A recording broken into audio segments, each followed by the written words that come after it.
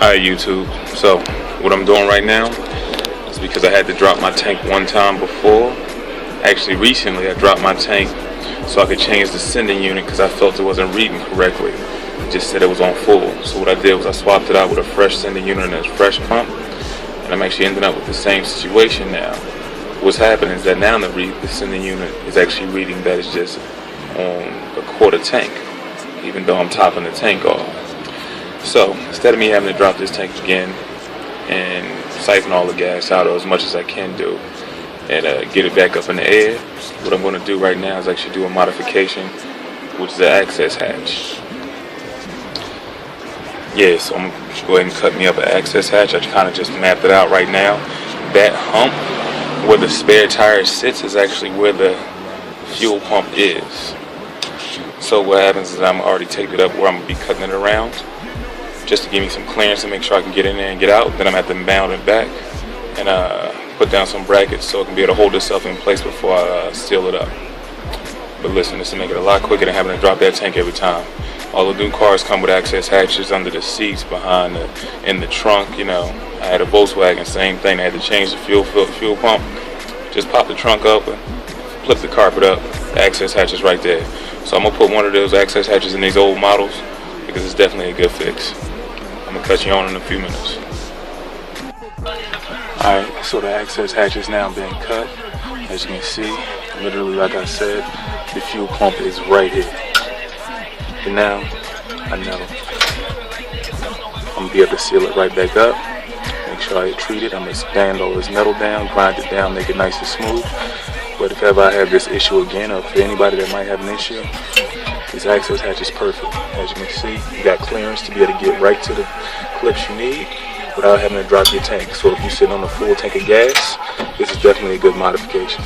Now obviously, I've seen videos about them. I watched enough to be able to know that everybody's like, take precaution. You do got to take your time when you cutting these joints because you don't want to go too far. I suggest using a cutoff wheel. Some people use a grinder, you know, Sawzall. I don't suggest using a Sawzall. I just think it, you know, that jagged edge going in and out. The cutoff is just a little bit better. So right now, this is the access hatch I've already done. I got to clean it up, and then what I'm gonna do is cut you guys back on. Now, under the car is the sending unit plug-in socket. As you can see, the wire comes back to the back of the fuel tank, right here through this space, and it comes all the way back and loops around to the sending unit plug socket. What you are going to have to do is definitely, because I'm not replacing this sending unit, I'm checking it out, but if you're replacing it, obviously what you're going to do is unclip this. Give yourself enough little clearance. As you can see, I got the little wedge right there, just to give enough clearance for the wire to be able to move back and forth, so I can get enough slack to be able to pull the unit out. So I got enough clearance here. I pulled all the slack out. So now I'm going to go ahead and take this fuel sending unit out.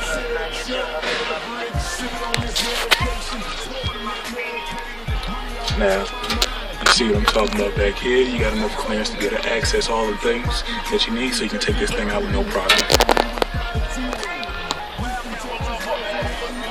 Clearance. Boom. Access hatch to the fuel unit. Alright, so the sending unit is pretty simple once you get to it. You got two clamps right there that just clip right into the fuel lines right there. Then you got this one right here for the vent. This is a simple thing, just get some pliers, get up this little piece of this clamp right here, and just slide the pipe off. Other than that, the sending unit is really quite simple. Take a flathead and a hammer, tap this little lock ring off, and this thing's gonna pop right out.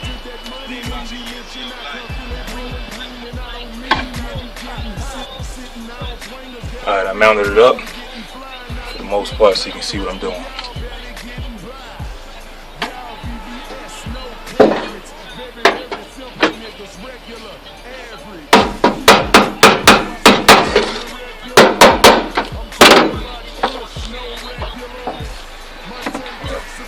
That mount ain't worked that well, but either way, just knock the key ring out.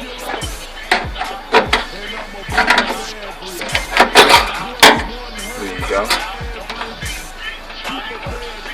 It's your key ring, so now you can go ahead and pull out the fuel sender. Alright, so we got the camera mounted up for the most part. See, this thing stayed up this time.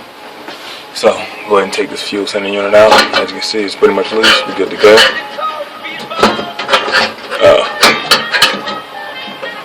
Here we go. So, like I said, got a new sending unit here.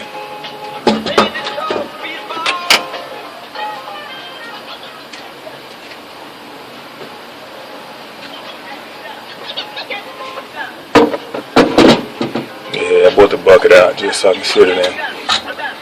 But we got a new sending unit here. It's not giving me the right readings.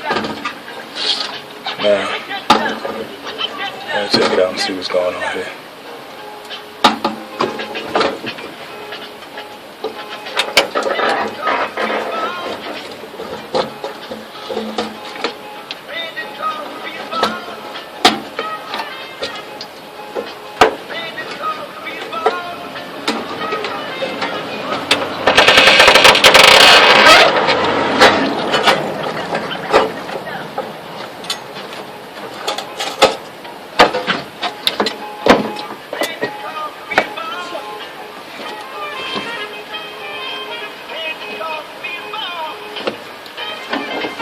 I don't know, but now the fuel sending the units out for the most part.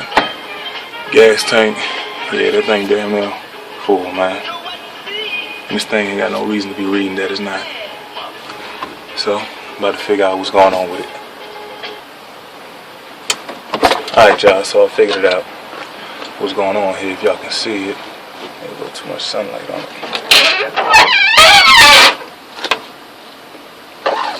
Right here is my issue.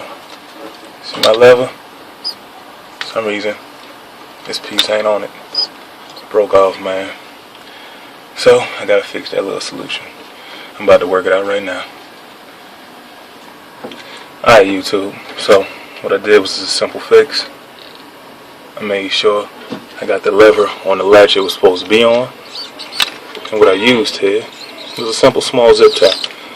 And now that it's tight to the battery. Every time the meter moves, boom, it's up and down. Now for some reason, I don't know why, it should have been on there. The clip, I guess the clip arm came off, let it loose. This is the simple way I fixed it. All I did was I set that, zip tied it. Now it's on there, it moves with no problem. Everything's moving at one time. So this solves my sending unit issue, so I can get the right gauge on what kind of fuel I got in my car. So, that's that. Let me drop this thing back in here. Alright, got it all plugged back up. Now I'm about to go reattach the battery cable. We're going to test it out and see if I'm getting the right reading. Now let's see what we're getting here. Well, goddamn, look at that. Now it's telling me exactly what I got going on. See that? It's a simple fix. I ain't gonna say that cutting this access hatch is for the faint of heart, because you definitely got to take your time. Word of cautions, I want to say, I use a cutoff wheel with a circular saw, which you diamond cutoff wheel to be exact. So when it's cutting, yeah, there's gonna be a few sparks, and you definitely want to take your time and just do small cuts. You know, let the metal cool down as you're going through it. Simple cuts at a time. Take your time. Don't put too much pressure on the blade. Feel where you're going. Know when you've broken through. It's not that thick of metal, so it's not going to take hard to go through it. And just, you know, pace yourself. Once you get it done, you'll be strictly good to go. Obviously, the good thing about it is that you're on the outside of the gas tank, so there's really no issues with getting any metal shards or any sparks into that. For the most part, you guys are going to be straight. Alright, so listen, now I got the fuel in the unit reading what it is. I'm going to go ahead and put this hatch back down. I'm going to seal it up, you know, treat it, so it ain't got to worry about it being a rust area. For the most part, that area doesn't get too much water, rust, or any issues because it's so far up. But I'm going to go ahead and seal it up and hatch it down. I'm going to cut y'all on in a few minutes.